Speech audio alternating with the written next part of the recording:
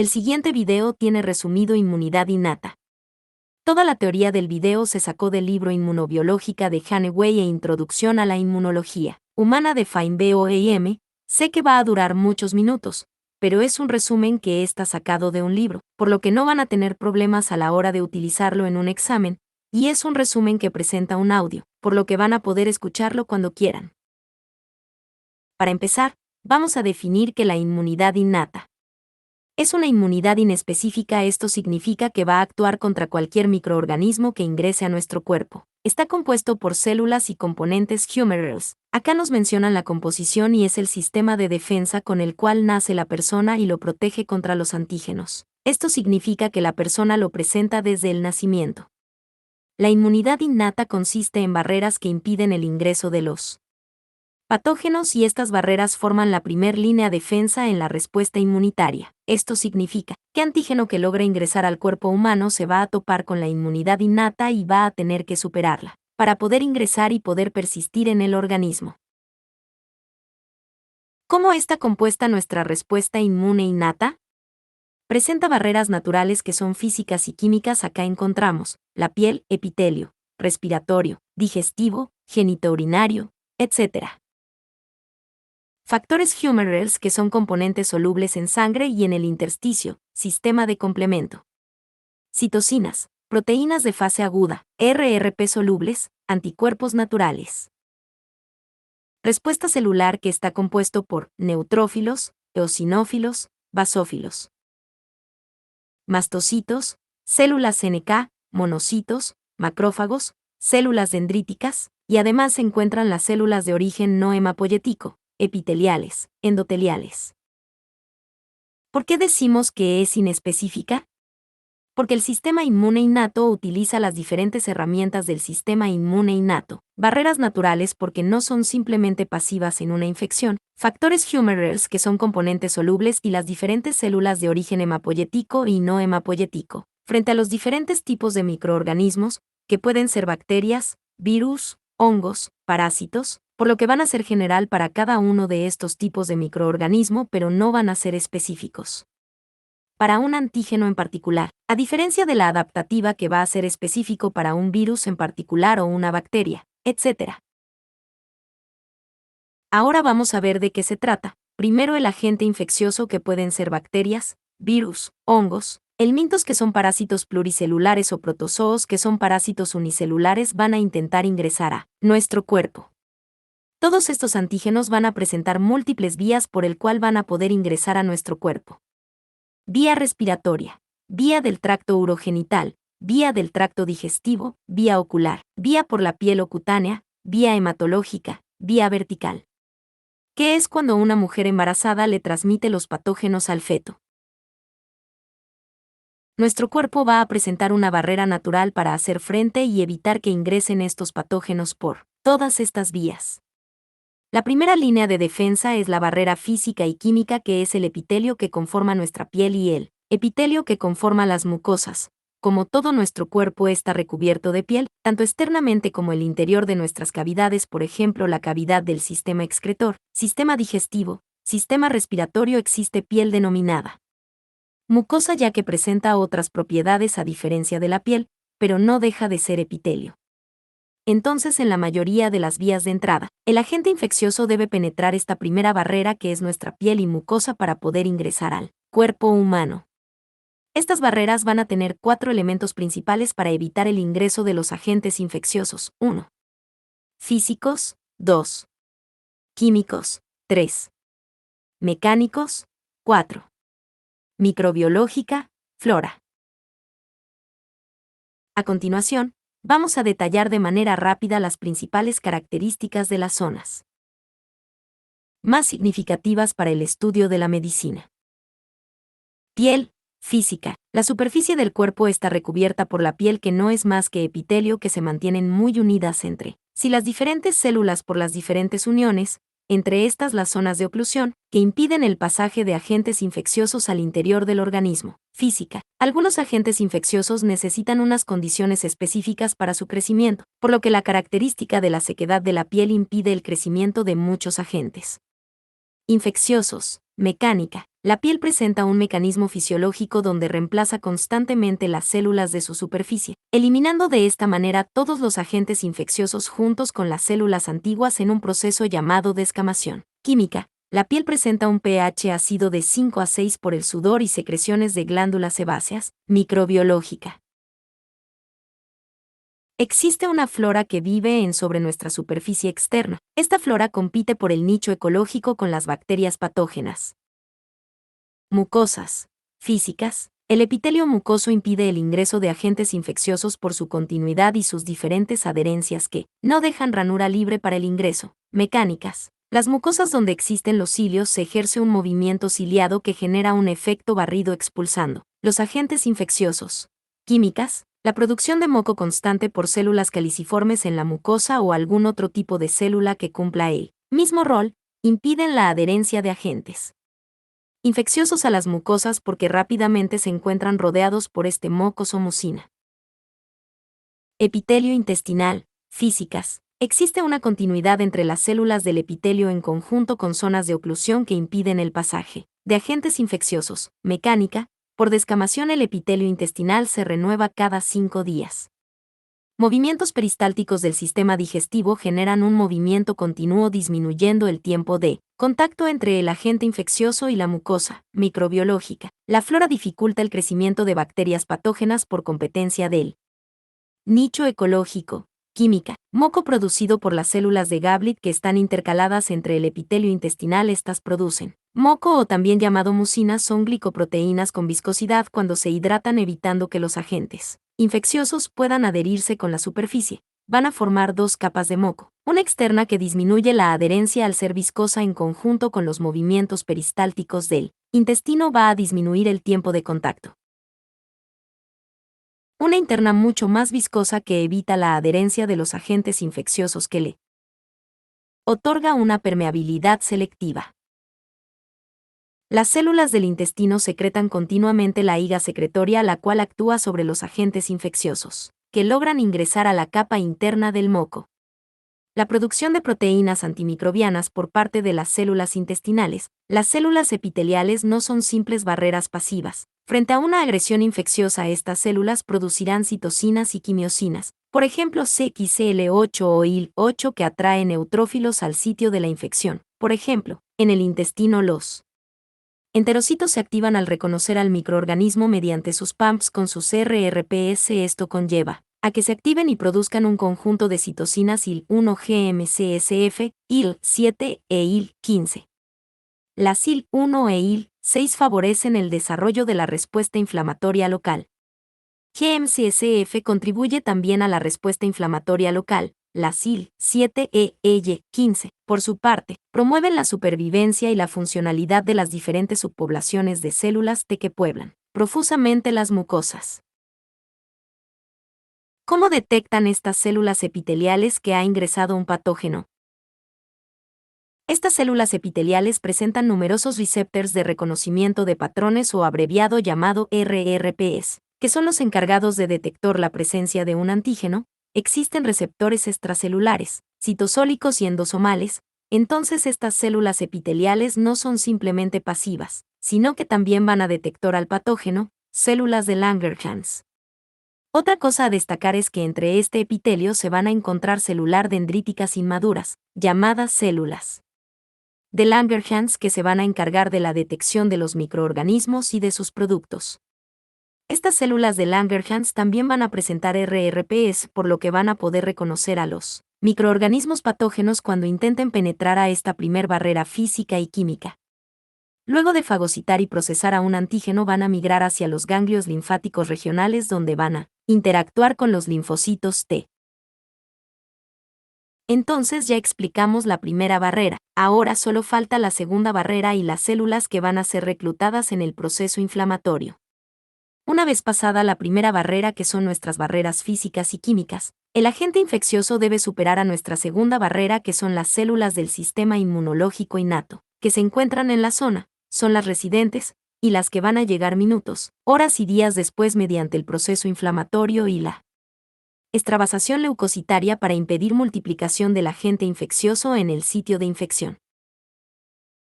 sin importar si esta segunda barrera es superada o no, se inicia el proceso de inflamación y también se realiza el inicio de la respuesta adaptativa. Voy a explicar a la respuesta del sistema innato en el siguiente orden para que sea más sencillo de entender. Reconocimiento, respuesta inflamatoria, activación, eliminación e introducción a la respuesta adaptativa. Reconocimiento PAMPs y DAMPs. Para iniciar la respuesta inmunológica primero hay que reconocer al agente infeccioso o al daño producido por él. De lo contrario, por más que se activen las células, no podrán eliminarlas porque no existe un blanco para atacar. Estos antígenos van a ser reconocidos tanto por las células inmunológicas como por las células no inmunológicas de la zona. Por los RRP, que son receptores de reconocimiento de patrones y se expresan en todas las células, inmunológicas y no inmunológicas. ¿Qué patrones van a reconocer PAMPs?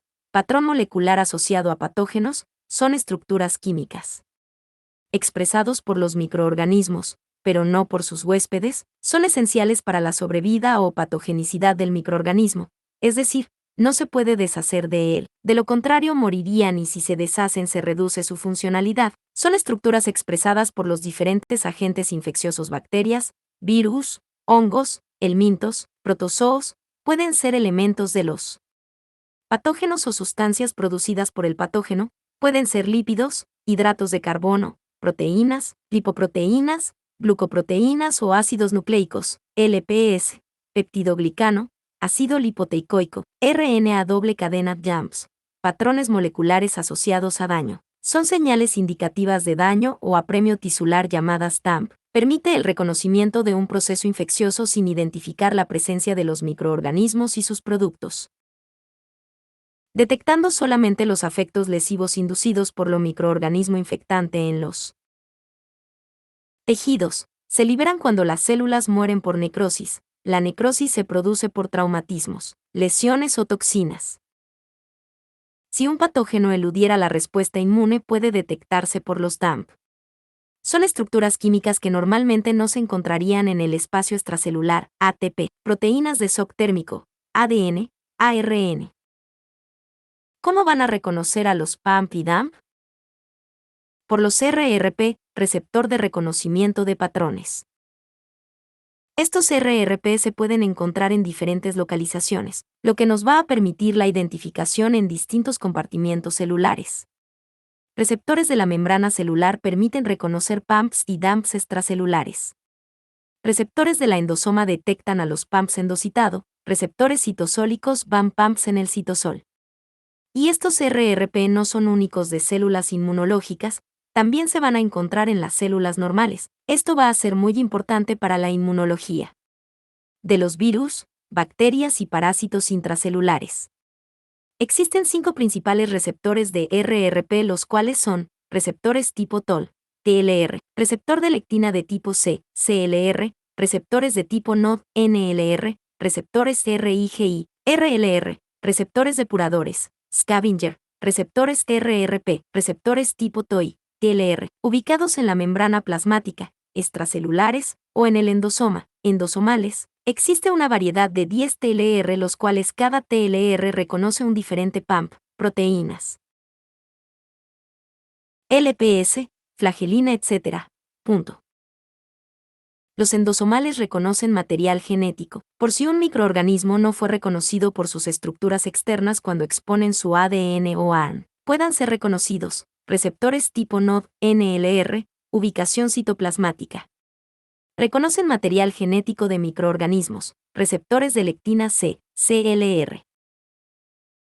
Ubicados en la membrana citoplasmática, reconocen por lo general material genético de microorganismos, o secretados como proteínas solubles en el torrente sanguíneo o intersticio. Colectina. Reconocen principalmente hidratos de carbono, proteínas C reactiva y ficolinas H y L. También son proteínas solubles que actúan como RRP, los RLR o RIG1.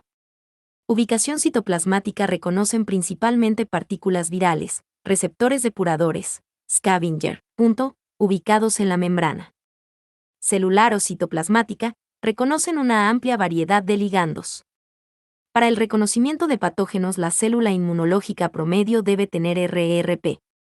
Si su receptor reconoce un DAMP o PAMP, va a generar una señal de estimulación en el interior de la célula que tendrá un efecto o varios en pos de la erradicación del patógeno y la comunicación con las demás células de la inmunidad para que actúen en un mismo sentido. Receptor de péptidos formilados RPF. Solo presentes en bacterias, otra manera de reconocer patógenos. RFC receptor para el fragmento FC de AIG, reconoce anticuerpos, que pueden estar marcando un patógeno para que lo fagocite o lo destruya por citotoxicidad. Receptores para el complemento CR, receptores de citocinas, receptores de quemosinas. Atraen a las células a donde hay mayor concentración de quimiosinas. A partir de los receptores RRP y su ligando se activan, se desencadenan todas estas acciones.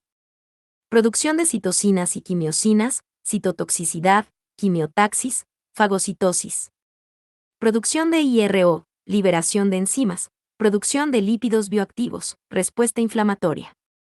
El proceso inflamatorio es fundamental para detener el proceso infeccioso, y es una secuencia de eventos de la respuesta inmune innata que tiene como objetivos específicos: 1. Suministrar moléculas y células efectoras adicionales a los sitios de infección, células que van a reparar el tejido lesionado, y células que van a eliminar al patógeno en el foco infeccioso. 2. Inducir la coagulación local de sangre formando una barrera física que impide la diseminación de la infección al torrente sanguíneo. Infección sistémica. 3. Promueve la reparación del tejido lesionado. Estos objetivos lo van a conseguir mediante incrementar el diámetro vascular, lo que aumenta el flujo sanguíneo local. Esto incrementa la temperatura, el enrojecimiento y una reducción del flujo sanguíneo, por lo que permite la extravasación leucocitaria. Activar a las células endoteliales para que expresen moléculas de adhesión celular, que es fundamental para la extravasación leucocitaria, la cual producirá que las células leucocitarias y el sistema de complemento se acumulen en el sitio de infección, generando la hinchazón. Vasodilatación de las células endoteliales. Debilitar las uniones adherentes de las células endoteliales con su célula endotelial adyacente, para facilitar la extravasación leucocitaria. Todo esto va a generar los siguientes signos. 1. Dolor. 2. Enrojecimiento, por el aumento del flujo sanguíneo. 3. Aumento de temperatura, por el aumento del flujo sanguíneo. 4. Hinchazón en el sitio de infección, el aumento del líquido por la vasodilatación. En el esquema de la derecha pueden observar que en el vaso sanguíneo se aumentan el flujo sanguíneo aumentando el grosor de los vasos, y se activan las moléculas de adhesión celular, MAC, al activar al endotelio. Al aumentar el flujo reducen la velocidad del flujo, por lo que el leucocito, en vez de estar en el centro ahora, puede estar en la periferia, donde estará en contacto con las MAC, siendo este un paso clave de la extravasación leucocitaria, para que me sirve el proceso de inflamación. Este proceso va a ser el responsable de aumentar la migración de más concentración de sistema de complemento. Células NK, macrófagos, neutrófilos, plasmocitos o células cebadas, eosinófilos. Basófilos, linfocitos CD8 citotóxicos, diferentes perfiles de linfocitos T, anticuerpos. Aunque la llegada de estos elementos va a variar según sus características, por ejemplo, los neutrófilos van a llegar a minutos de la infección, mientras que los macrófagos tardarán entre 2 a 3 días para llegar al foco infeccioso, los eosinófilos tardarán varios días más. También permitirá el ingreso de más células de la inmunidad adaptativa, pero este tema se va a abordar con mayor complejidad en el video de inmunidad adaptativa, por lo que para un mayor aprendizaje nos vamos a enfocar únicamente en innata. Los cambios en los vasos son aumento de las moléculas de adhesión, vasodilatación y aumento de la permeabilidad vascular, es decir, aumentan el espacio entre las células endoteliales afectando las uniones adherentes de estas células.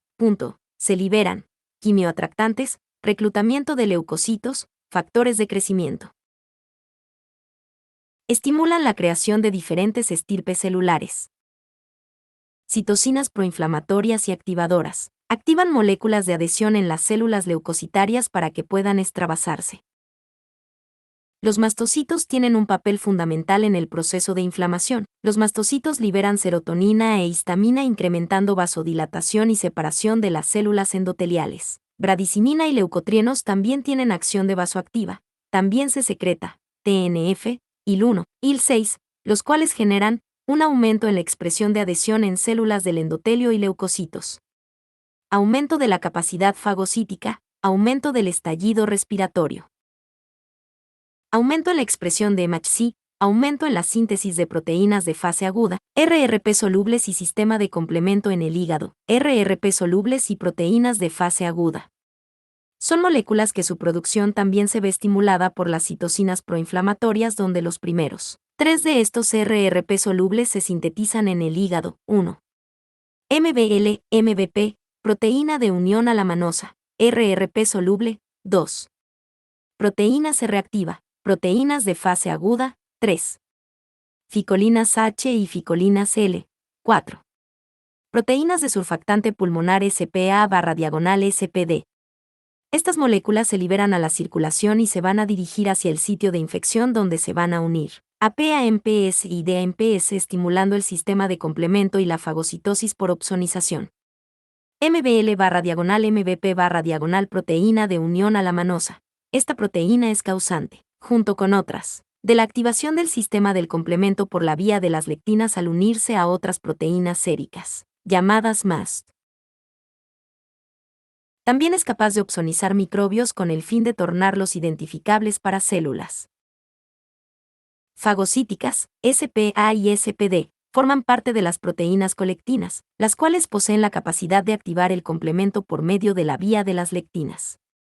Proteína C reactiva. Su función es la de unirse a residuos de fosfocolina presente en bacterias, virus, hongos, parásitos, células en necrosis, células apoptóticas, con el fin de activar el complemento por la vía clásica y favorecer a la fagocitosis por interacción con los receptores Fc gamma. Ahora vamos a ver diferentes escenarios de iniciación/contribución de la respuesta inflamatoria.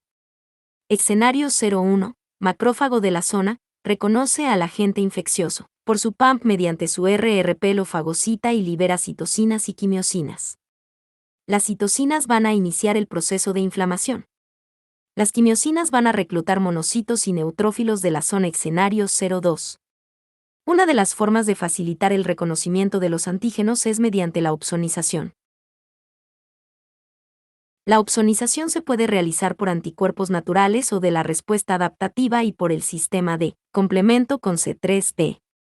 Los anticuerpos contactan con receptores para la región Fc de las células fagocíticas. C3b contacta con receptores para C3b, lo que va a facilitar el reconocimiento del antígeno porque se adhieren a él y lo marcan para que pueda ser reconocido por los macrófagos. De esta manera lo fagocita. Cuando es fagocitado, libera citocinas y quimiosinas que inician el proceso de inflamación o contribuyen. Escenario 03.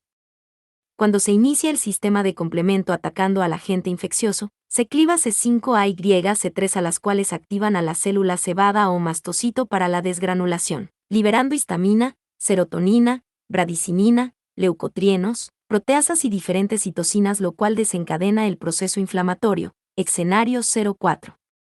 Habíamos dicho que las células epiteliales en el foco infeccioso no tienen un papel pasivo, sí,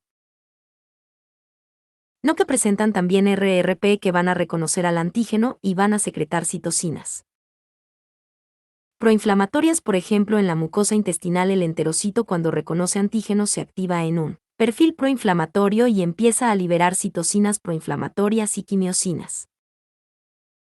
Ahora imaginen que todos estos 4 escenarios suceden al mismo tiempo y que existen muchos más escenarios posibles. Estos son solamente 4 de los escenarios que ocurren en un sitio infeccioso, pero la realidad es que esto ocurre todo al mismo tiempo y con muchos más escenarios. Por lo que la respuesta inflamatoria será activada rápidamente y la respuesta se va a mantener para facilitar la destrucción del antígeno y la reparación del tejido lesionado, ya que una herida abierta es una puerta de entrada para nuevos antígenos y los antígenos que ya ingresaron se multiplican muy rápidamente. Citocinas y quimiosinas suelen agruparse en función a las actividades que median.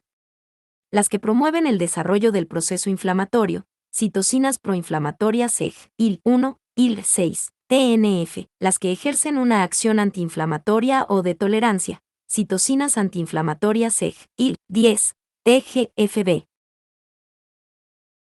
las que promueven la producción de diferentes estirpes celulares, factores de crecimiento.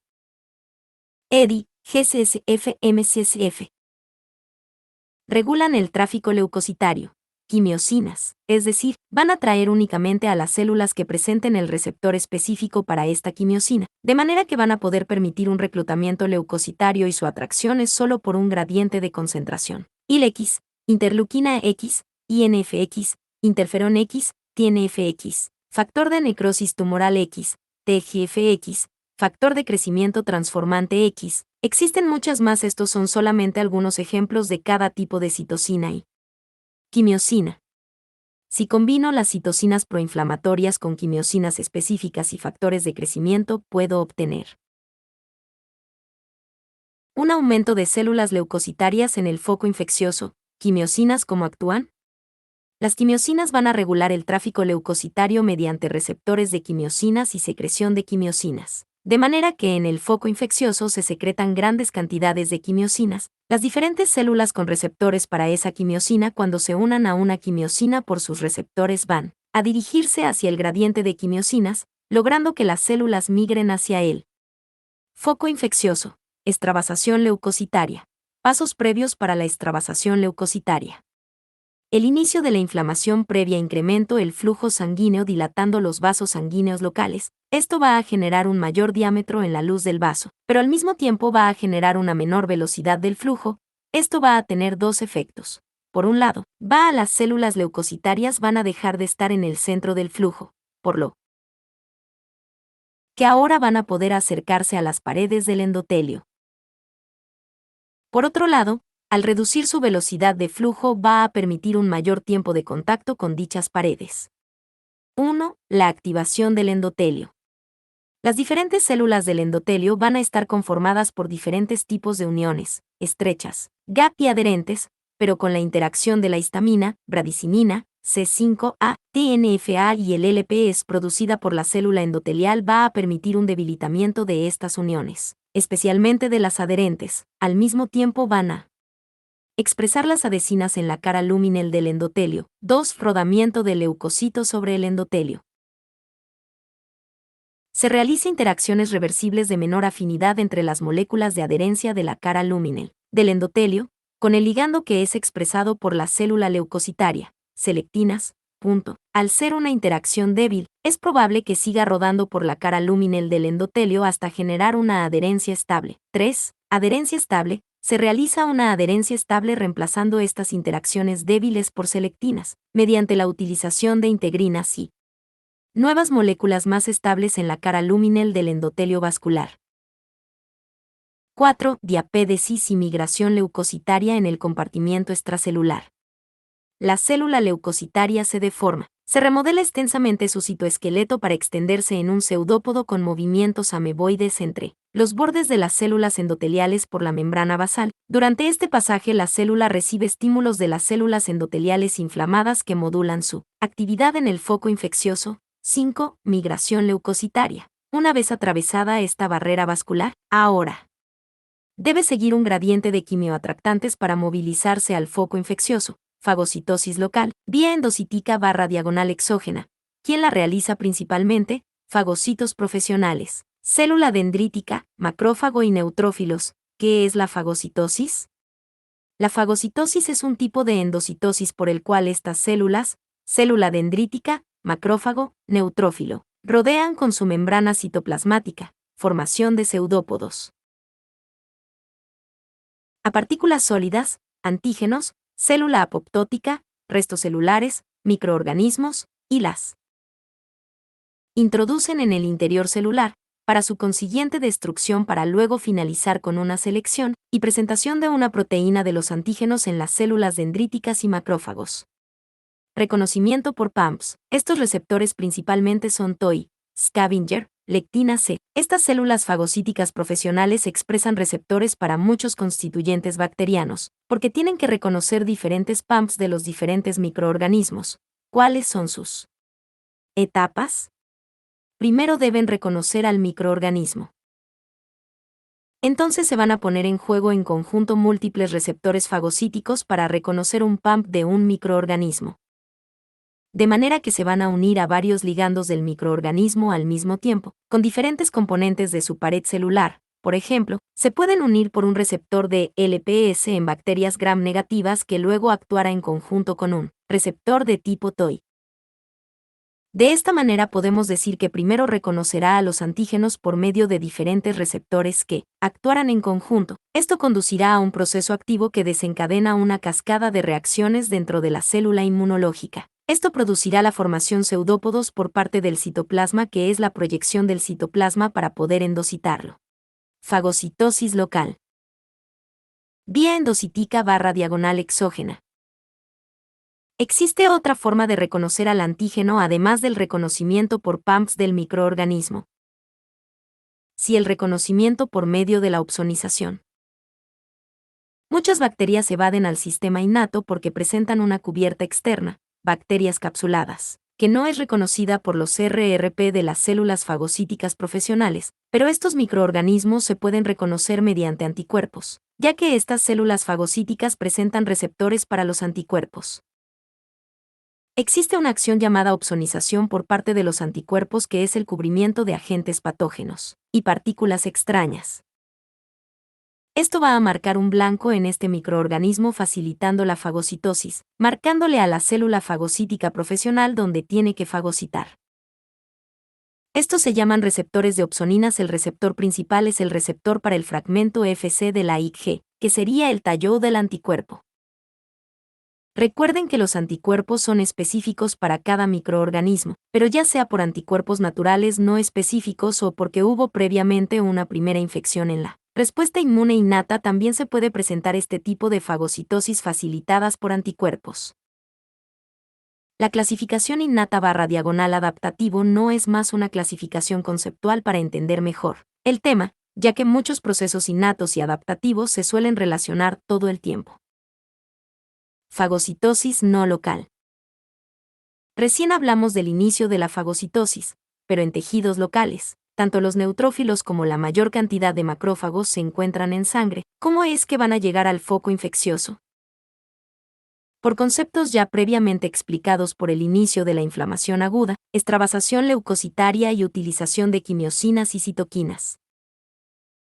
Entonces, por la utilización de diferentes citocinas se va a producir la inflamación aguda, que va a aumentar el flujo sanguíneo, al mismo tiempo disminuye su velocidad y estimula la expresión de adhesinas en la cara vascular del endotelio para permitir la adherencia de estos leucocitos. Ahora estas células se van a adherir a las células endoteliales por uniones débiles y van a pasar al foco infeccioso por la extravasación leucocitaria, ahora por medio de quimiosinas específicas que se unen a receptores de quimiosinas de estas células leucocitarias, van a migrar por diapédesis de donde hay menos quimiosinas hacia donde hay más, que es el lugar donde se encuentra el agente infeccioso.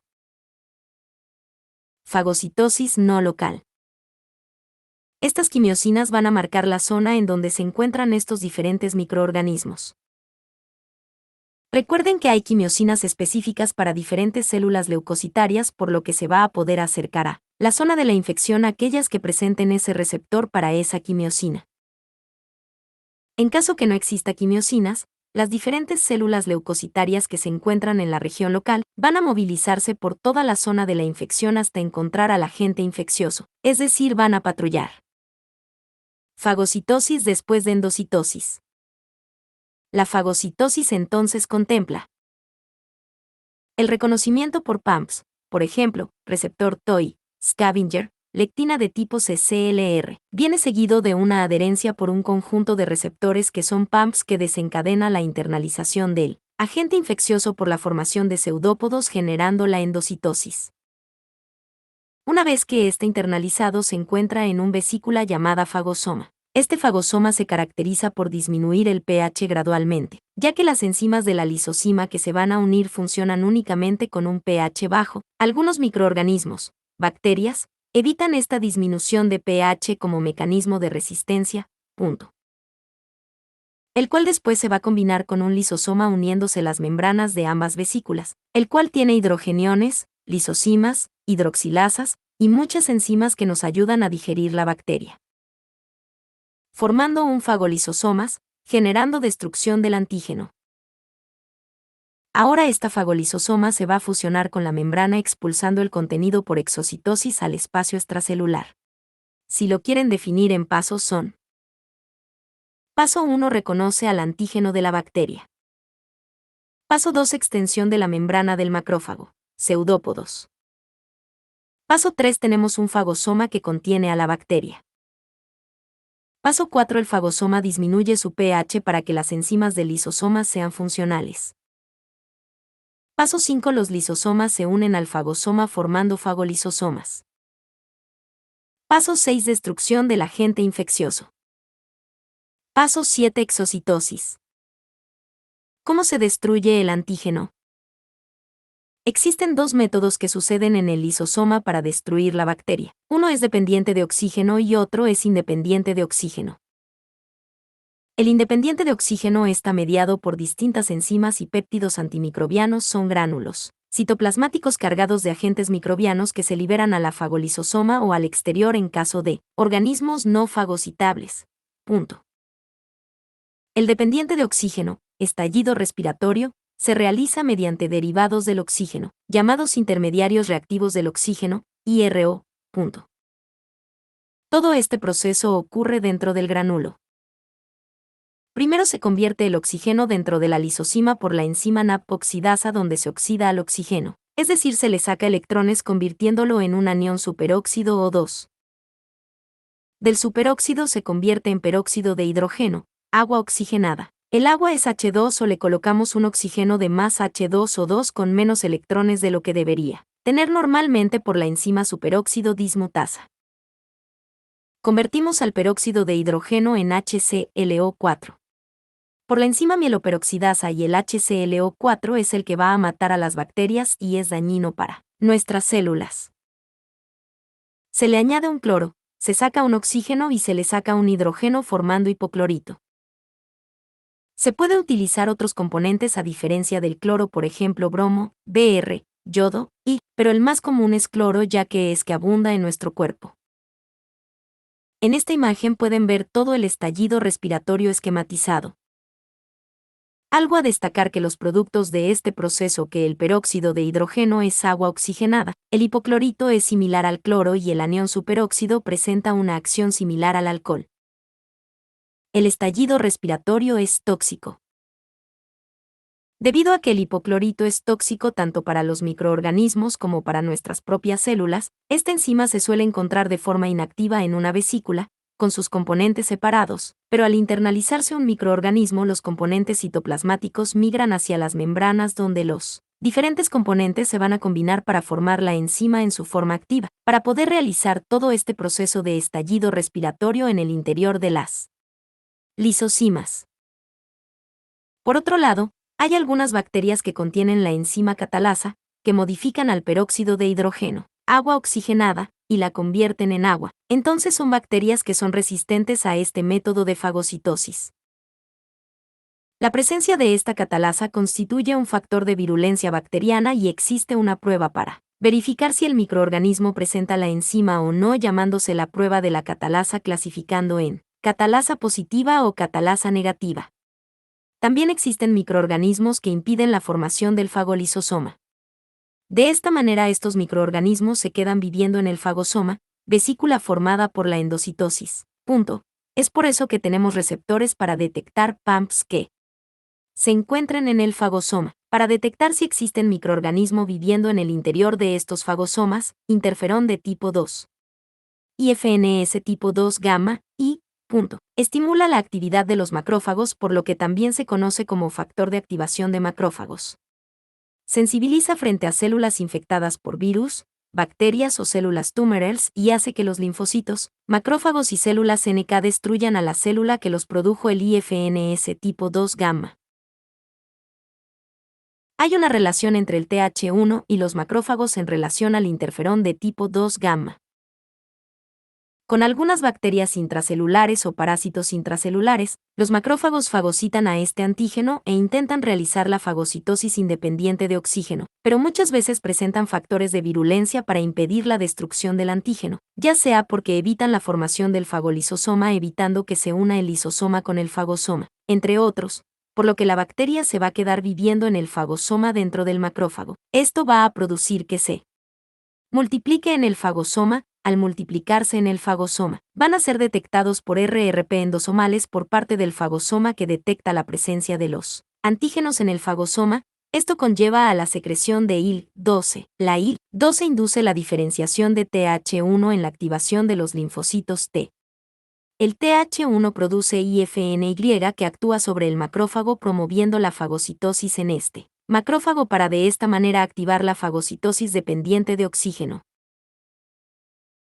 El estallido respiratorio está regulado. Entonces, normalmente no se utiliza la fagocitosis dependiente de oxígeno. Esta enzima está separada en vesículas. Se activa únicamente frente a señales estimuladoras, por ejemplo IFNY. Cuando se activa es únicamente en un fagolisosoma, ya que suele ser tóxico para la célula y si bien se produce en un fagolisosoma puede llegar a pasar al citoplasma celular. Si ingresa al citoplasma celular puede conllevar con la muerte de la célula huésped que produjo la CRO.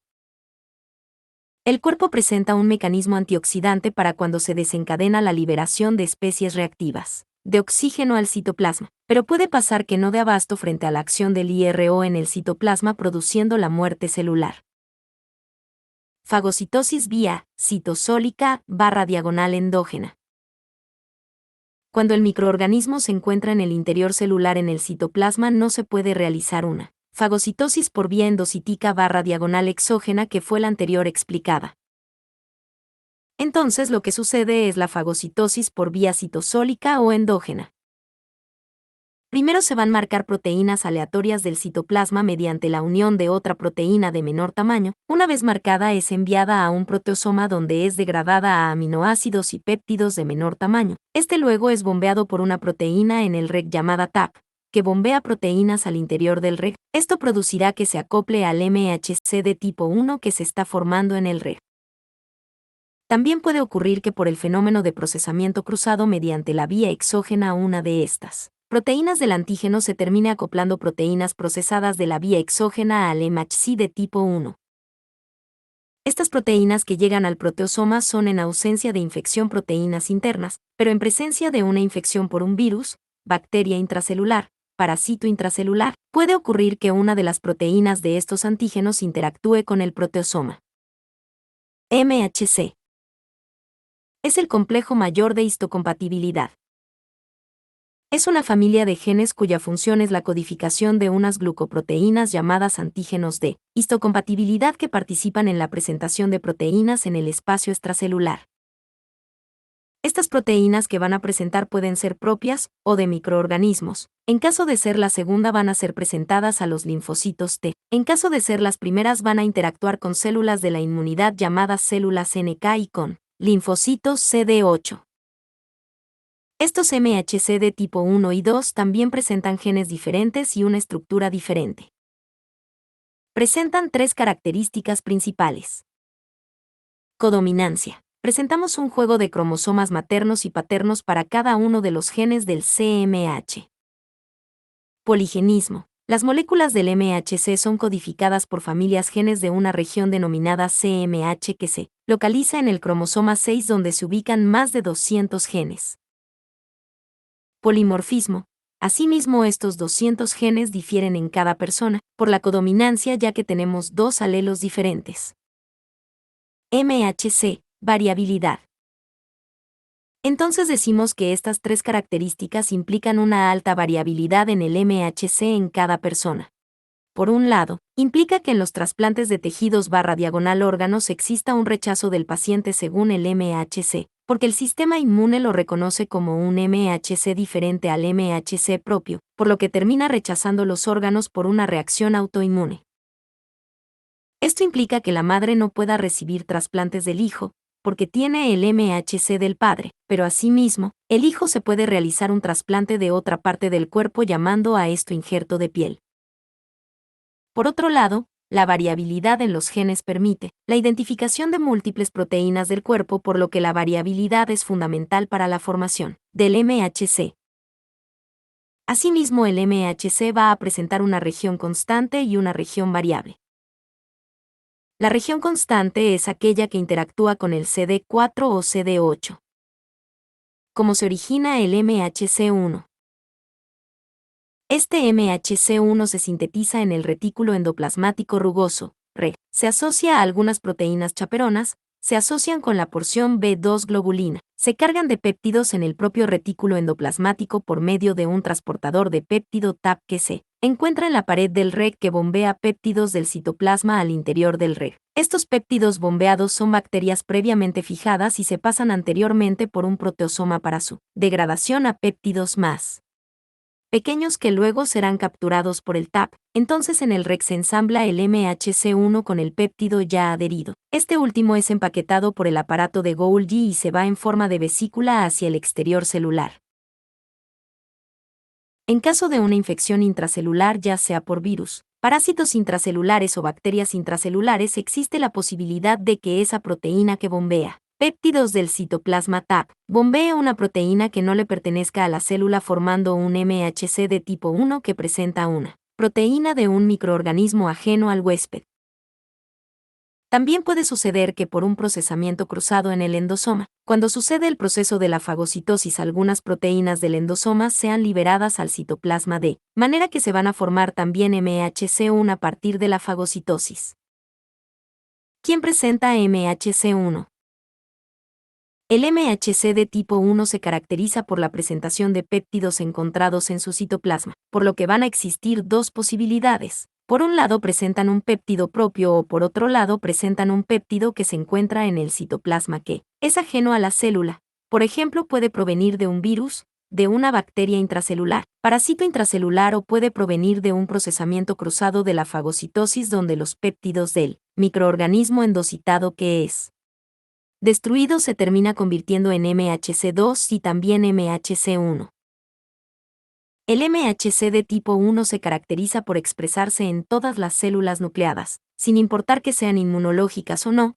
En las células que no se presentan son en los glóbulos rojos.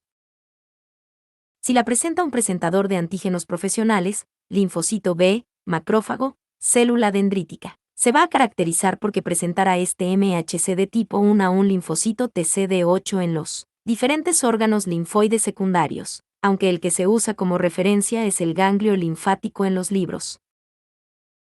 Este último muchas veces presenta un MHC1 con proteínas propias del citoplasma. En ausencia de infección, en este caso sin importar que lo presente, el linfocito no presentará un receptor para proteínas propias del cuerpo humano en las respuestas normales, de lo contrario sería una respuesta autoinmune. En caso que la presente una célula no inmune, nucleada se va a caracterizar porque puede presentar una proteína propia o de un microorganismo que es detectado por PAMPs en su interior celular. Este MHC1 se va a caracterizar porque va a ser sensado por las células NK y por los linfocitos CD8 donde tienen dos escenarios posibles. En caso que presenten un MHC de tipo 1, inactivarán a la célula NK. Esto provocará la inactivación de la célula NK evitando que sea atacada por esta misma. El MHC de tipo 1 también puede verse alterado de tal manera que no sea reconocido por la célula NK, en este caso la célula sería agredida por la célula NK. Si decimos que todos los MHC de tipo 1 presentan un péptido y por más que presenten un péptido de un microorganismo, este actúa inactivando al MHC de tipo 1, ¿de que nos sirve expresarlo en todas las células? Porque los linfocitos TCD8 se caracterizan por identificar MHC con proteínas de antígenos específicas produciendo la apoptosis, por lo que un mecanismo de resistencia es no expresar el MHC de tipo 1, pero si no lo expresan, serán reconocidas por las células NK. Entonces esta interacción entre los linfocitos TCD8 y las células NK es fundamental. ¿Cómo es su estructura? Este MHC de tipo 1 se va a caracterizar por presentar una cadena alfa con tres dominios, un dominio alfa 1 y alfa 2 que se combinan para ensamblar el surco o fosa acanalada que va a alojar el péptido y este surco se localiza en la porción más externa de la molécula. Este dominio alfa 1 y 2 se caracteriza por tener un segmento variable, mientras que el dominio alfa 3 va a ser un segmento constante. Este se caracteriza por interactuar con el correceptor del CD8. Esta cadena alfa también va a presentar un segmento transmembrana que atraviesa toda la membrana citoplasmática y una cola citoplasmática. Dicha interacción se explicará en el video de linfocitos T, ya que lleva toda una complejidad y hay que explicar varias interacciones posteriores y previamente entre el MHC1 y el linfocito CD8. Por último, y tampoco menos importante, presentará una molécula B2 microglobulina, sin dominio, transmembrana y unida covalentemente a la cadena alfa. ¿Cómo se origina el MHC2?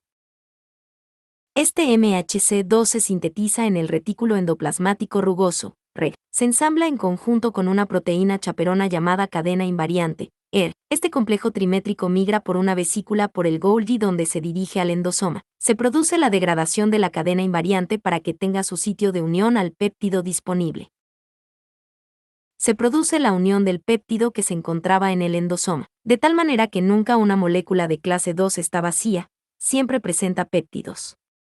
En caso que no exista infección, el MHC2 se expresa de igual manera de forma constante, por lo que va a presentar péptidos propios y es lo que presentará en los órganos linfáticos secundarios. ¿Quién presenta MHC2? El MHC2 principalmente va a estar presente en células inmunológicas y en donde nos interesa es en las células presentadoras de antígenos profesionales que son macrófagos, células dendríticas y linfocitos B. Existen otras células no inmunológicas que desarrollan MHC2, pero este inducido por diferentes citocinas, que carece de relevancia el explicarlo. El MHC de tipo 2 es algo que se va a expresar de forma constante exista o no infección, de manera que en ausencia de infección esta presentará antígenos propios y en presencia de infección y cuando se haya realizado la fagocitosis presentará proteínas del agente infeccioso. Estas proteínas luego las transportará a los diferentes órganos linfoides secundarios para la presentación del antígeno, donde en lo particular este MHC2 será presentado a los linfocitos TCD4. Es una glucoproteína constituida por un heterodímero compuesto por dos cadenas polipeptídicas cadena alfa-T, beta unidas en forma no covalente. Tanto la cadena alfa como la beta presentarán dos dominios alfa-1 alfa-2 y beta-1 beta-2, seguidos de un segmento transmembrana y una cola citoplasmática. El dominio alfa-1 y beta-1 conformarán el sitio de unión del péptido para el antígeno procesado que será presentado al TCR de los linfocitos TCD4. Asimismo, el segmento alfa-2 tendrá una interacción fundamental con el correceptor del CD4. Conceptos: células presentadoras de antígenos. Las células presentadoras de antígenos son aquellas que expresan MHC de tipo 1. Todas las células nucleadas en ausencia o presencia de infección expresan constantemente MHC de tipo 1, ya que la ausencia del MHC de tipo 1 significaría un estímulo de activación para las células en K, conllevando a la destrucción de la célula que no exprese MHC de tipo 1. Las células presentadoras de antígenos profesionales son aquellas que presentan MHC de tipo 1 y de tipo 2, pero no significa que presenten el antígeno. Por ejemplo, los macrófagos presentan MHC de tipo 2 y 1, pero no participan en la presentación del antígeno. Las células presentadoras de antígenos son células dendríticas, linfocitos B y macrófagos. Los linfocitos B presentan MHC de tipo 2A. Los linfocitos T helper foliculares. Las células dendríticas son las únicas que pueden activar a los linfocitos T vírgenes y las activan mediante MHC de tipo 1 y 2, ganglio linfático. Ya hablamos de la fagocitosis y de cómo a partir de esta misma se va a formar un MHC de tipo 1-2, el cual luego será presentando en los órganos linfoides secundarios a los linfocitos TCD4 o CD8, dependiendo del MHC que posean.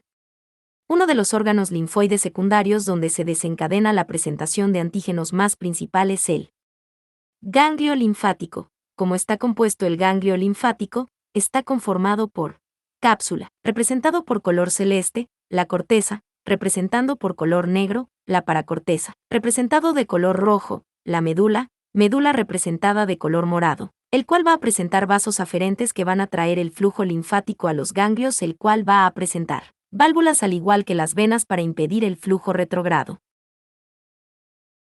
Este mismo ganglio linfático va a tener un único vaso eferente que es por donde va a salir el flujo linfático del ganglio linfático, donde va a estar conectado con diferentes ganglios linfáticos. Asimismo va a tener una arteria y vena que va a ingresar a cada ganglio linfático. La corteza va a presentar folículos primarios, son densos y tienen linfocitos B, pero inactivados. También va a presentar folículos secundarios que contienen centros germinales, zona del manto, zona marginal, y es en los centros marginales en donde están los linfocitos B activados. La cápsula está resaltada con remarcado verde claro, la zona marginal está representando con verde claro. La zona del manto es la más externa, está representando con verde oscuro. El centro marginal está marcado con rojo y es el centro del folículo secundario. El folículo primario está representando por 4 puntos rojos. En la paracorteza se encuentran los linfocitos T y células plasmáticas. En la médula poseemos macrófagos, células dendríticas, y en la médula es el sitio de encuentro con los antígenos. La arteria y la vena linfática está representada con rojo, arteria, y con azul, vena, las cuales se dividen y se anastomosan entre la paracorteza y la médula, saliendo por la misma porción que el vaso eferente, conformando el hilio del ganglio linfático. Existen continuaciones del vaso eferente que son los senos medulares. Entonces ahora una pregunta de examen: ¿dónde se realiza la presentación del antígeno? Se realiza en el ganglio linfático, con la célula presentadora del antígeno en la médula que contacta con la paracorteza, donde se encuentran los linfocitos T vírgenes. ¿Dónde se desarrolla la expansión clonal de los linfocitos T? Se desarrolla en la paracorteza, es la zona en donde inflama el ganglio linfático. Y como verán, la estructura de un ganglio linfático en realidad es un poco más compleja. Hubo estructuras que no explicamos, pero la importancia de estas dos últimas diapositivas es mostrar específicamente en dónde ocurre la presentación del antígeno con los linfocitos TCD4 y CD8, y en donde sucede la expansión clonal. Trayecto de presentación al antígeno. Entonces las células locales en el sitio de infección son las células dendríticas y macrófagos. También presentan antígenos los linfocitos B, pero esto se abarcará en el video de linfocitos B, donde los macrófagos pueden llegar desde la circulación en mayor concentración después de 2 a 3 días iniciada la inflamación aguda local por la utilización de quimiosinas y citoquinas por el proceso llamado extravasación leucocitaria. Estas células profesionales presentadoras de antígenos van a fagocitar al agente infeccioso, el cual va a ser fagocitados por dos procesos diferentes, uno dependiente de oxígeno, donde a partir de oxígeno se crean los IRO, y otro independiente de oxígeno, donde se secretan algunas enzimas y péptidos antimicrobianos que conllevan a la destrucción del microorganismo. Una vez fagocitados, estas células dendríticas van a migrar hacia el ganglio linfático a través de vasos linfáticos que se encuentran en el foco infeccioso entre los diferentes tejidos, viajando por la linfa. Ahí llegarán al ganglio linfático por los vasos aferentes, donde se encontrarán en la médula y contactarán con la paracorteza, donde presentarán el antígeno por el MHC de tipo 1-2 a linfocitos TCD4 o CD8 vírgenes. Recuerden que las células dendríticas son las únicas que tienen la capacidad de activar a los linfocitos T vírgenes. El MHC de tipo 1 se realiza por el procesamiento por la vía endógena y se presenta al linfocito T, CD8 virgen. El MHC de tipo 2 se realiza por el procesamiento por la vía exógena y se presenta al linfocito T, CD4 virgen. Origen de las células innatas. Estas células del sistema inmune innato se generan en la médula ósea de los huesos largos por una célula madre pluripotencial. Después esta célula se va a diferenciar en progenitor mieloide común, que va a dar origen a las diferentes células. Las células dendríticas se diferencian tanto del progenitor linfoide común como del mieloide común, dependiendo de la bibliografía en la que se lea. Y las que van a estar generalmente en los tejidos son células cebadas o mastocitos, macrófagos y células dendríticas inmaduras. Neutrófilo. Los neutrófilos se localizan en dos lugares. En la sangre, o también llamados circulantes, es donde habitualmente se encuentran. Tienen una vida media corta de 12 a 14 horas, mueren por apoptosis y son fagocitados por los macrófagos del hígado y del vaso. En caso de una infección se encuentran fuera del torrente sanguíneo llamándose marginales, los cuales realizan la extravasación leucocitaria llegando al sitio de infección en cuestión de horas en una concentración de millones de neutrófilos. Su vida media fuera de los vasos sanguíneos es de 6 a 48 horas donde después mueren por apoptosis. Por lo general soportan un proceso de fagocitosis para luego morir, formando el principal componente del pus en las infecciones locales, el cual no es más que neutrófilos muertos. Presenta una capacidad fagocítica y microbicida, donde presentan receptores para reconocer al antígeno o sus productos por PAMPs y receptores para reconocer antígenos opsonizados. Su fagocitosis es realizada por el mecanismo dependiente de oxígeno e independiente del oxígeno. Producen mediadores lipídicos de la inflamación, prostaglandinas, tromboxanos, hidroperóxidos y leucotrienos, una amplia variedad de citocinas y quimiosinas, que contribuyen a la inflamación local y al reclutamiento local de centenares de millones de neutrófilos en las primeras horas del proceso infeccioso. Actúan en la inmunidad contra bacterias extracelulares y hongos principalmente. Macrófago, localización, se originan de los monocitos circulantes, en el torrente sanguíneo, que se extravasan en los diferentes tejidos y se diferencian a macrófagos, donde adquieren fenotípicos específicos. Según el tejido en el que se localicen, presentan una vida media larga en comparación a los neutrófilos viviendo por semanas a meses. Se diferencian principalmente en dos perfiles de activación M1 y M2.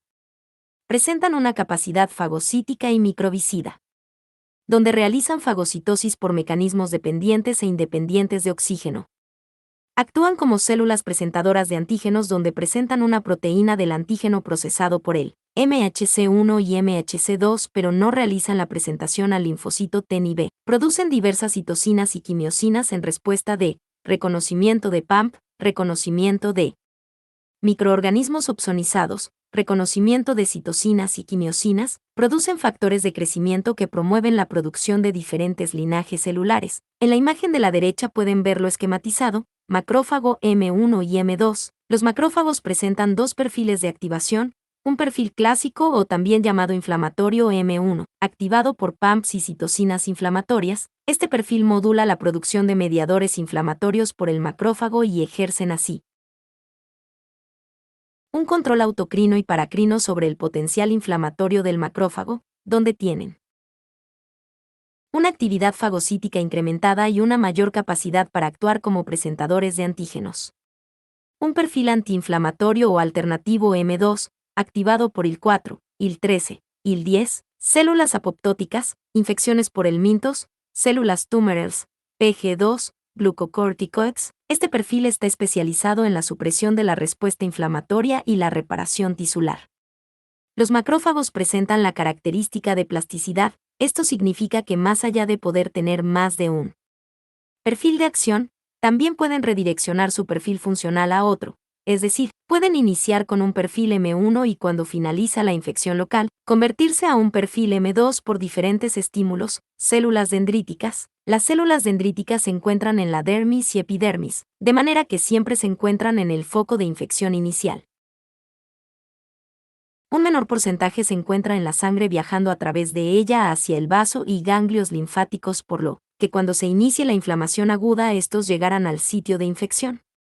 Las células en la epidermis, la mayoría son células de Langerhans por unas ciertas características particulares que provienen de los vasos sanguíneos donde se instalan en la epidermis.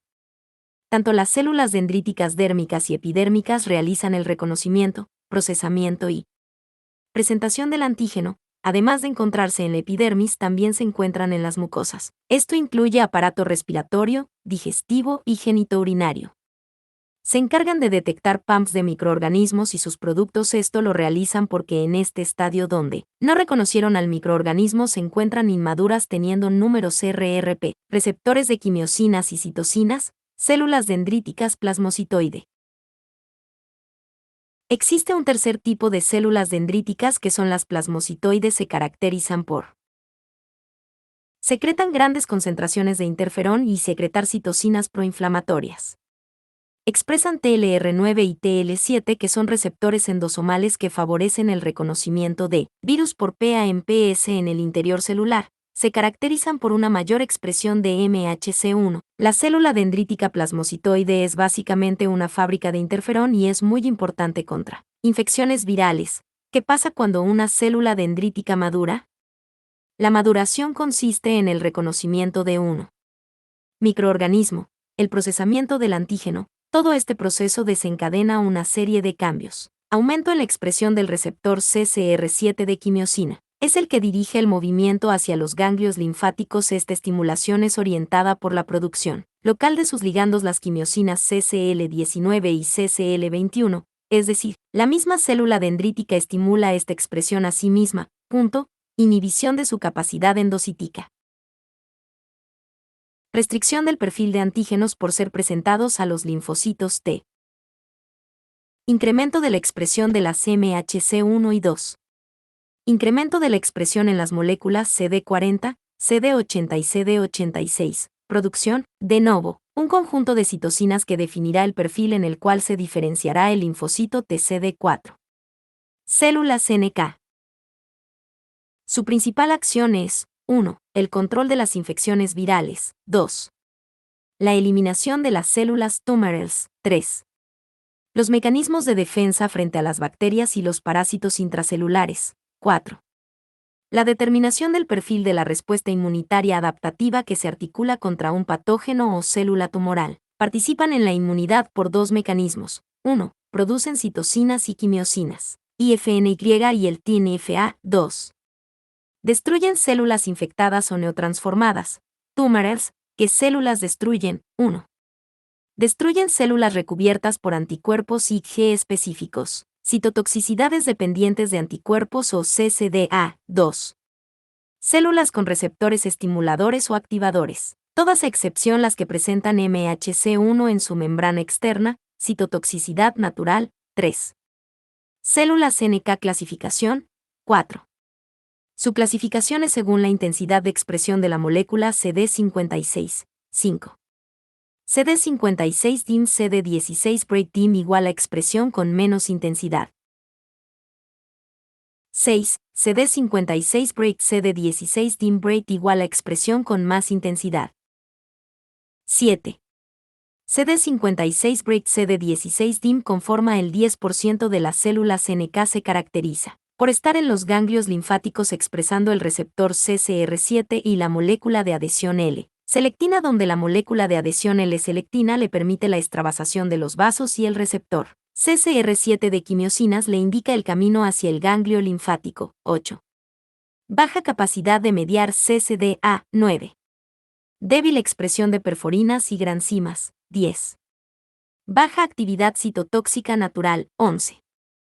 Alta capacidad de secreción de citocinas inflamatorias e inmunoreguladoras. INFY, TNFA, TNFB, IL, 10 IL, 13 y GEM-CSF.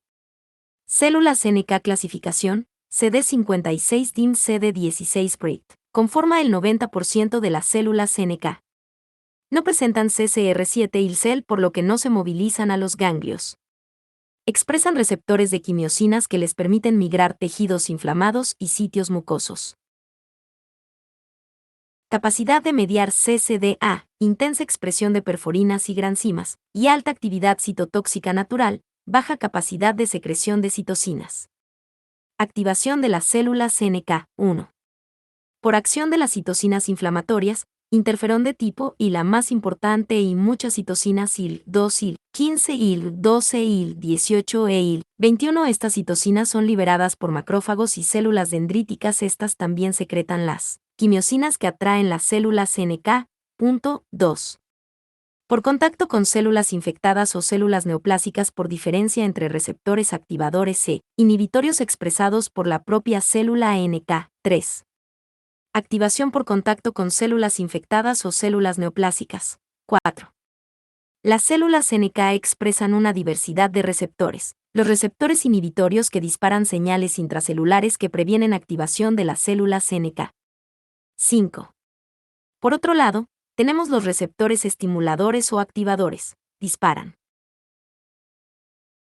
Señales intracelulares que conducen a la activación de las células NK. 6. Cuando una célula NK contacta a una célula diana, se desencadena una serie de señales inhibitorias y activadoras y se activará o se inhibirá con las señales que predominen. 7. En caso que predominen las estimuladoras, secretará citocinas y desarrollará su capacidad citotóxica, antimicrobiana y antineoplásica. 8. En caso que predomine las inhibitorias, condiciones normales, esto previene su activación. La activación por contacto con las células infectadas o neoplásicas se puede ver activada por dos mecanismos. 1. Una expresión aumentada en la célula diana de ligandos para receptores activadores de las células NK. 2. Una expresión disminuida en la célula diana de ligandos para los receptores inhibitorios de las células NK. Existen muchos receptores inhibitorios, pero el más conocido y el principal es el MHC de tipo 1. Este MHC se encuentra en todas las células, evita que las células NK destruya a las células normales. Pero las células neoplásicas expresan en menor concentración el MHC1. Esta ausencia relativa de MHC1 inclina la balanza a la activación. Los microorganismos intracelulares como mecanismo de defensa también pueden disminuir la activación del MHC1, alterarlo para que no sea reconocido por los linfocitos TCD8 para evitar ser detectados, pero esto último provoca que no sea reconocido por la célula NK. Esta complementariedad en el sensado de las células en el foco infeccioso es fundamental. Mecanismos de citotoxicidad de NK.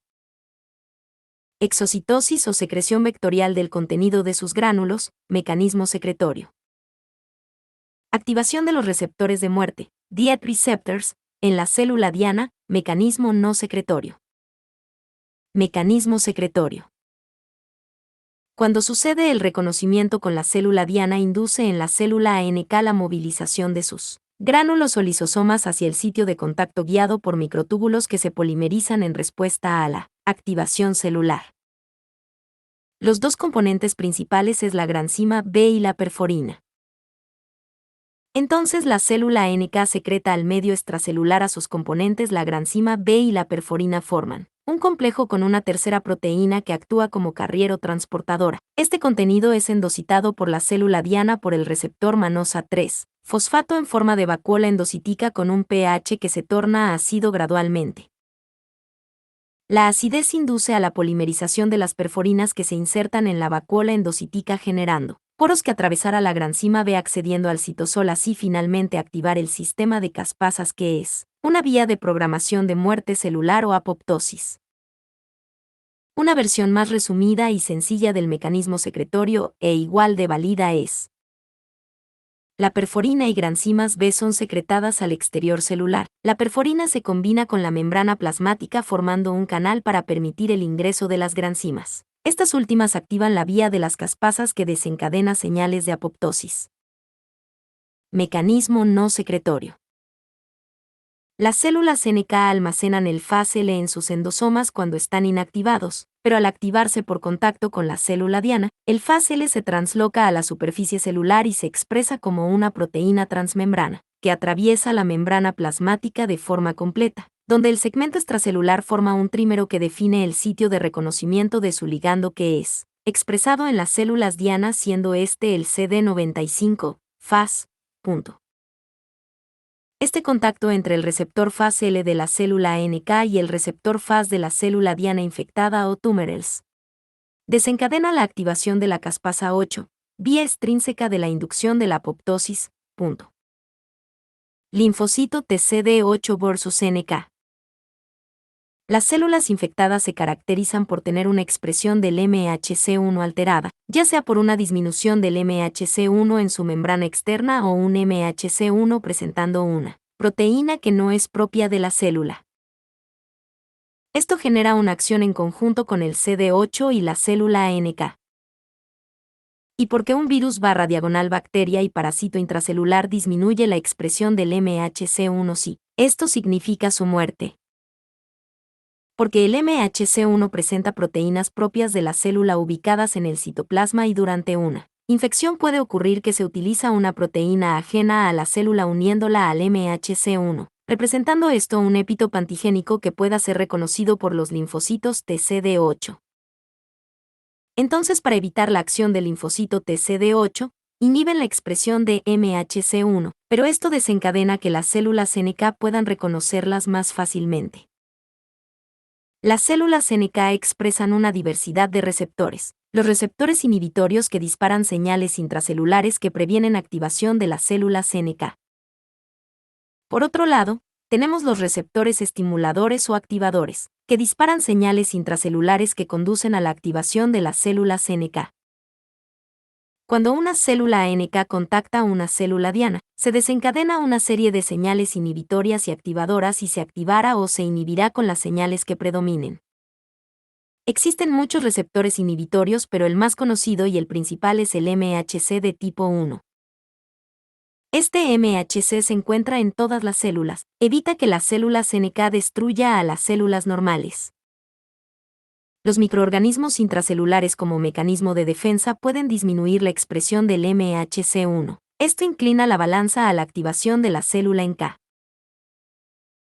Esta complementariedad NK/CD8 en el sensado de las células en el foco infeccioso es fundamental.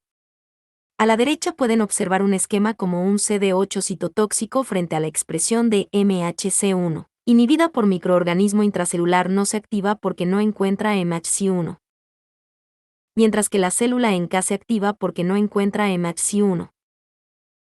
En otro escenario posible nos encontramos la expresión de MHC1 con una proteína no propia acá el CD8 citotóxico se activa porque encuentra MHC1 con una proteína no propia.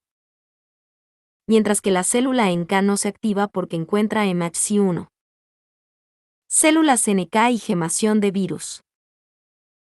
Las células infectadas por ciclos lisogénicos que se multiplican por gemación no terminan en la muerte de la célula, ya que los virus reproducidos por este ciclo se fusionan con la membrana plasmática. Pero al fusionarse con la membrana plasmática suele dejar residuos de proteínas virales. Estas proteínas virales van a ser reconocidas por los anticuerpos, los cuales pueden ser naturales o adaptativos. La unión de un anticuerpo hacia estas proteínas virales implica un reconocimiento por las células NK de estas proteínas de estrés en la célula que fabrica de manera continua sin producir su muerte celular diferentes partículas de virus. De manera que la célula NK se va a unir por receptores para la región FC a estas inmunoglobulinas, siendo este otro estímulo activador para la actividad de estas células NK, eosinófilos.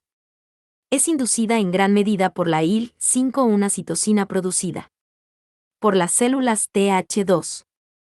Presentan una capacidad citotóxica en la cual confluyen mecanismos mediados por enzimas y productos contenidos en sus gránulos. También producen intermediarios reactivos del oxígeno, IRO, generados por la activación del sistema de NAP oxidasa. Diferentes pumps de los parásitos inducen la activación y desgranulación de los eosinófilos. También pueden desgranularse durante el transcurso de la citotoxicidad celular. Dependiente de anticuerpos, CCDA, porque presentan receptores para la Ig. No tienen actividad fagocítica. Ellos liberan el contenido de sus gránulos al espacio extracelular cuando contactan por pumps al parásito o anticuerpos opsonizados al parásito por receptores para la Ig. La función de esto es destruir al parásito y reducirlo a porciones más pequeñas para que las células con actividad fagocítica puedan fagocitarlo. Tienen acción en las reacciones alérgicas. Acá en la siguiente imagen pueden ver el contenido de sus gránulos y las diferentes citocinas y quimiosinas y enzimas que liberan, basófilos y mastocitos, células cebadas, basófilos. Tiene gránulos densos que contienen histamina, vasodilatador que genera la permeabilidad vascular, aleja a las células endoteliales, heparina, anticoagulante, leucotrienos. B4 es quimioatractante, C4D4 E4 generan vasoconstricción o broncoconstricción, donde se localizan en la sangre, como se activan GAMPs, entrecruzamiento de Ig, función que forma parte de las alergias. Mastocitos. Tienen gránulos muy densos que contienen histamina, serotonina, heparina, peroxidasa, proteasas. Las interleucinas 1, 2, 3, 4, 5, 6, 7, 8, 10, 12, 13, 15, 18, 21 a 23, TNFA, TGFP, IFN de tipo I e IFNY. Producen también diferentes quimiosinas, CCL, CCL2, CCL3, CXCL8 y XCRIO. Se localiza, en los tejidos principalmente, tiene citocinas proinflamatorias, antiinflamatorias, factores de crecimiento y quimiosinas que son muy importantes en la inflamación aguda, se activan de dos maneras. Entrecruzamiento de IgE, función que forma parte de las alergias, por el sistema de complemento. Volviendo al esquema del inicio. Pueden observar que ya explicamos casi todo, entonces solo nos faltan explicar dos cosas de todo el sistema. Inmune innato, anticuerpos adaptativos, anticuerpos naturales, sistema de complemento.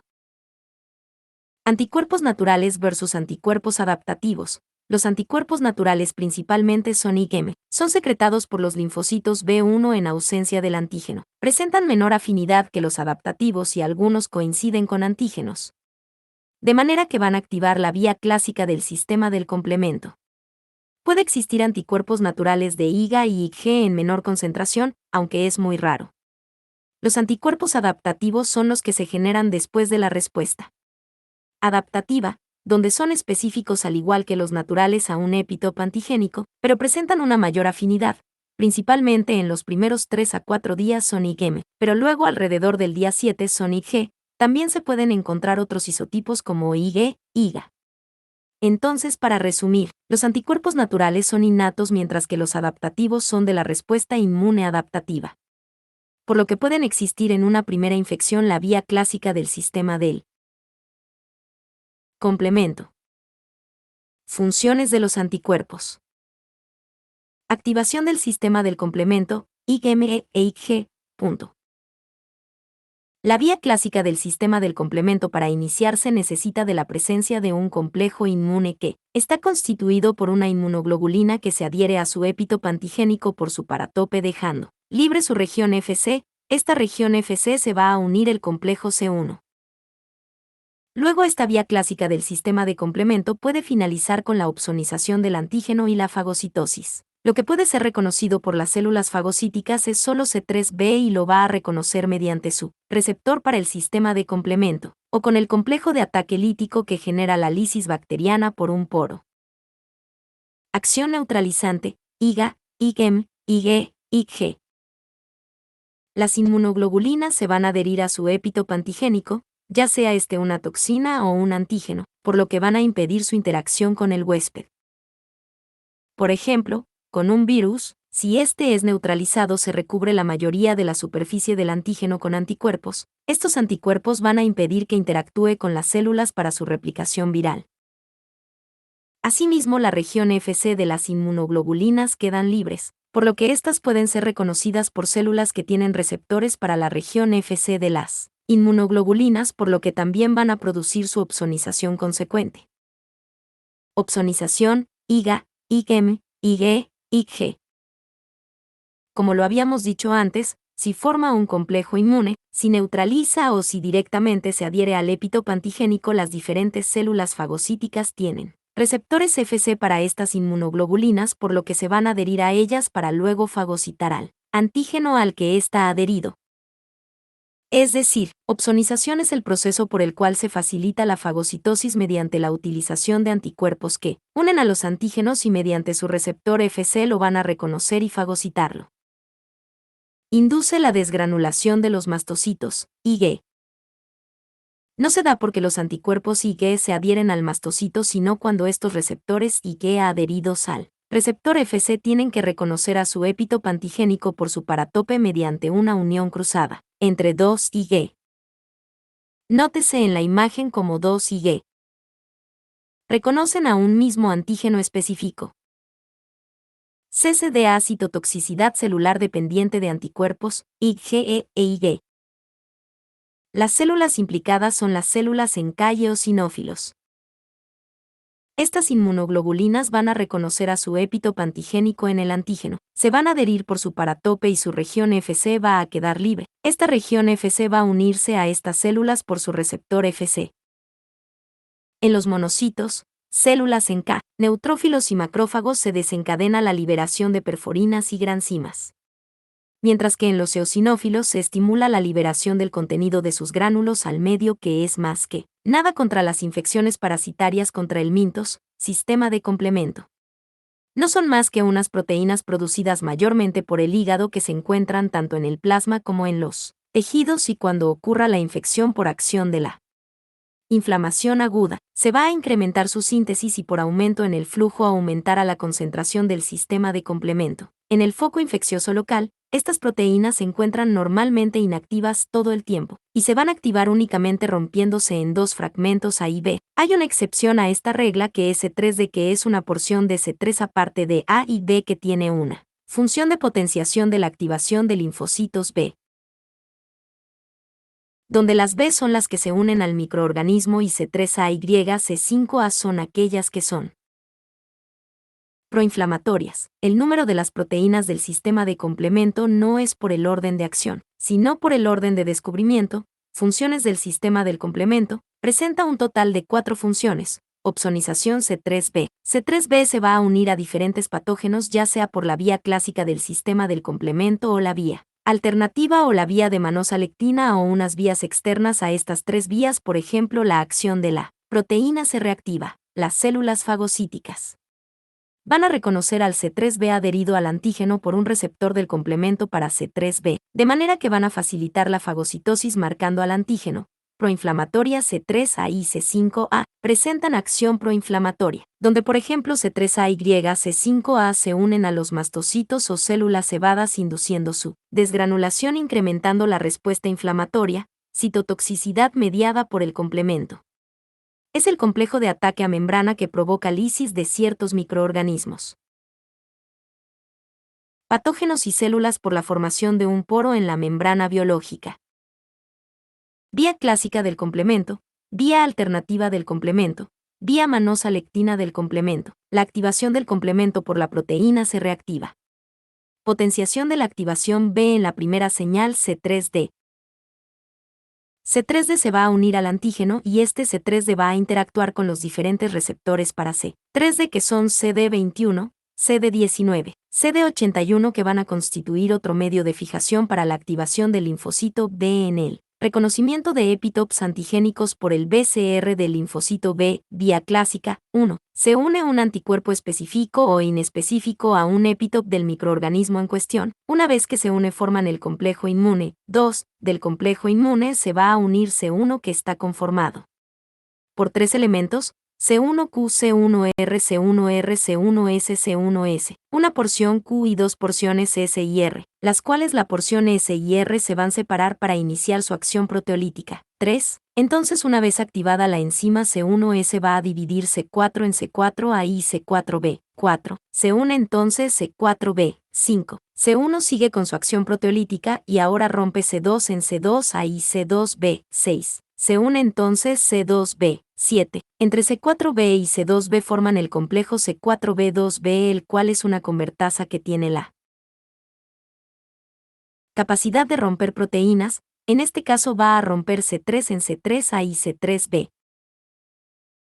8. Se une C3b. 9. C4b, C2b y C3b van a formar otro complejo llamado complejo C4b2b3b, el cual va actuar como una convertasa de C5 rompiéndola en C5A y C5B. 10. Se une C5B. 11. Entre C4B, C2B, C3B, C5B inician el complejo de ataque lítico. 12. Llega C6 y C7 sin romperse, se anclan a la membrana penetrándola uniéndose a C5B. 13. Llega C8 sin romper, se ancla a la membrana uniéndose a C5B. C6, C7. 14. Llegan múltiples C9 que se unen, llevan a la formación del poro en la membrana. La unión de C5B, C6, C7, C8 conforman el inicio del complejo de ataque lítico, pero el que realiza la formación del poro es C9. Vía alternativa. En el plasma sanguíneo tenemos C3. Este C3 se va a hidrolizar de manera espontánea añadiendo una molécula de agua al enlace tioeste, formando C3H2O. Esta unión con el H2O permite la unión con el factor B, que es una proteína plasmática. El factor B unida al C3H2O permite la acción del factor D, el cual divide al factor B unido. en la C3H2 o en BA y BB. Donde BB se queda unido a C3H2 o mientras BA se libera al medio formando el complejo C3H2 o BB. Esto es una convertasa de C3 en líquido, no está adherida en ningún microorganismo, por lo que esta convertasa va a romper grandes cantidades de C3 donde muchas se van a hidrolizar y van a ser inactivas. Pero algo de esta C3B se va a fijar a un microorganismo por su grupo TIO reactivo. Este C3B ahora adherido a un microorganismo tiene la capacidad de unirse al factor B, el cual va a permitir la acción del factor D, rompiendo el factor B unido en BA y BB. El BB se queda adherido a C3B formando el complejo C3BBB, el cual va a actuar como una convertasa de C5 y va a dividirla en C5A y C5B. C5B se adhiere e inicia el complejo de ataque lítico, donde se une C6 y C7 a C5B.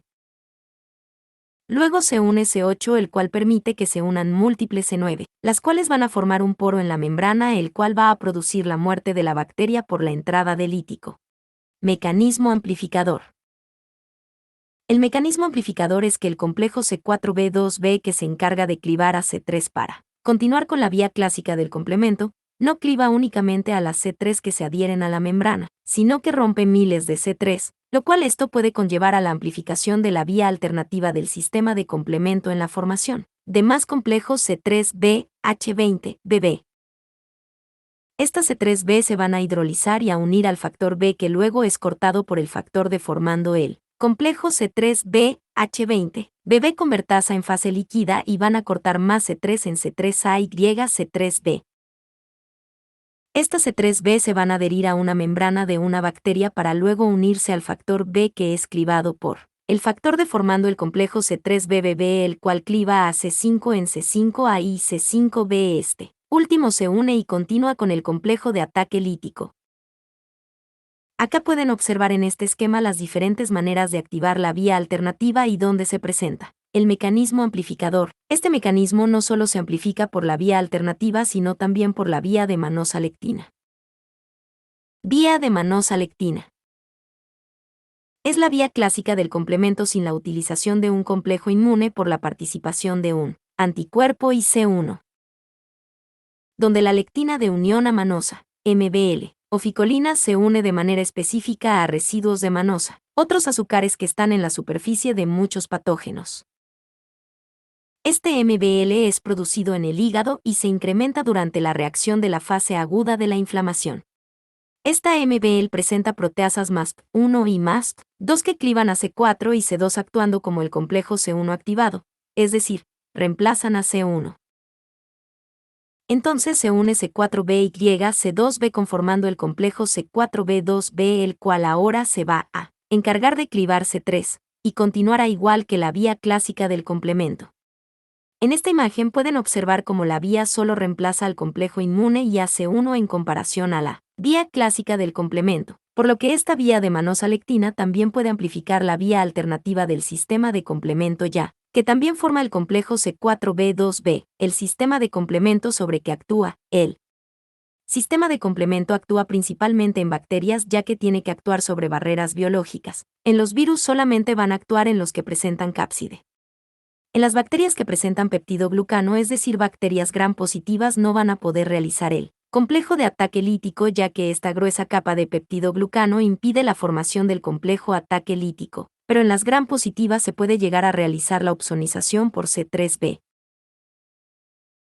En las bacterias capsuladas, es lo mismo, al presentar una gruesa capa de glucocálix, por más que se genere el complejo inmune y se adhiera el sistema de complemento, el complejo de ataque lítico no va a poder realizar ningún poro. Por lo que en las capsuladas su única acción es la de opsonización por C3B. En las bacterias gram negativas que no presentan una capa de peptidoglucano son las más vulnerables al sistema de complemento, es donde pueden realizar principalmente el complejo de ataque lítico. También van a tener función opsonizante, interferón, el interferón. Son glicoproteínas producidas de manera natural por el sistema inmunitario como respuesta a agentes patógenos, principalmente virus, y a células cancerosas. Existen dos tipos de interferón y son IFNS tipo 1, donde el más importante es el alfa y el beta. Alfa es secretado por leucocitos infectados por virus como monocitos, macrófagos y algunos linfocitos. Beta es secretado por los fibroblastos. Alfa y beta son sintetizados por todas las células infectadas por virus. El IFNS de tipo 2, donde se estudia principalmente el gamma OI, está producido por los linfocitos T activados y células NK. Interferón de tipo 1, IFNS tipo 1 alfa y beta. Frente a una infección por un virus, las células van a presentar RRP citosólicos por los cuales van a poder reconocer la entrada del virus al interior celular, van a reconocer ADN viral, ARN viral, etc. Una vez reconocidos por los RRP citosólicos, activan alrededor de 200 genes para empezar a sintetizar moléculas de interferón. Estas moléculas de interferón se van a difundir a las células vecinas por los receptores de interferón. La acción del interferón induce la siguiente respuesta en células adyacentes: disminuye la síntesis de ARN, disminuye la síntesis de proteínas, aumenta la expresión de MHC de tipo 1, es como si estuvieran suspendidas, porque no producen proteínas. Cuando el virus infecta a esta célula que contacto con el interferón, no puede realizar la síntesis de ARN, no va a producir sus proteínas, pero tampoco produce las proteínas del virus. El IFNS de tipo 1 alfa y beta es inmunidad innata, es un mecanismo que presentan todas las células para defenderse frente a una infección viral. Interferón de tipo 2, IFNS tipo 2 gamma, y estimula la actividad de los macrófagos, por lo que también se conoce como factor de activación de macrófagos. Sensibiliza frente a células infectadas por virus, bacterias o células tumorales y hace que los linfocitos, macrófagos y células NK destruyan a la célula que los produjo. El IFNS tipo 2 gamma. Hay una relación entre el TH1 y los macrófagos en relación al interferón de tipo 2 gamma. Con algunas bacterias intracelulares o parásitos intracelulares, los macrófagos fagocitan a este antígeno e intentan realizar la fagocitosis independiente de oxígeno, pero muchas veces presentan factores de virulencia para impedir la destrucción del antígeno, ya sea porque evitan la formación del fagolisosoma evitando que se una el lisosoma con el fagosoma, entre otros, por lo que la bacteria se va a quedar viviendo en el fagosoma dentro del macrófago. Esto va a producir que se multiplique en el fagosoma. Al multiplicarse en el fagosoma, van a ser detectados por RRP endosomales por parte del fagosoma, que detecta la presencia de los antígenos en el fagosoma. Esto conlleva a la secreción de IL-12. La IL-12 induce la diferenciación de TH1 en la activación de los linfocitos T. El TH1 produce IFNY que actúa sobre el macrófago promoviendo la fagocitosis en este macrófago para de esta manera activar la fagocitosis dependiente de oxígeno. Ahora, si nos ponemos a analizar, explicamos todos los componentes de esta diapositiva que conforman todo el sistema inmunitario innato. Recuerden que la bibliografía que utilizamos fue Inmunobiológica de Yang Wei y Introducción a la Inmunología Humana de Feinboim. Contacto: Telegram/Medicina Matanza, WhatsApp 11 23 42 53 40. Proyecto del canal: si quieres apoyar el proyecto del canal, unirte al servidor de Discord. Del servidor de Discord, busca unificar toda la carrera con varios chats para cada materia de diferentes años, de manera que entre los 200 a 400 estudiantes de cada materia puedan comunicarse de manera masiva para que puedan preguntar dudas y responderse entre estudiantes avanzados o del mismo año.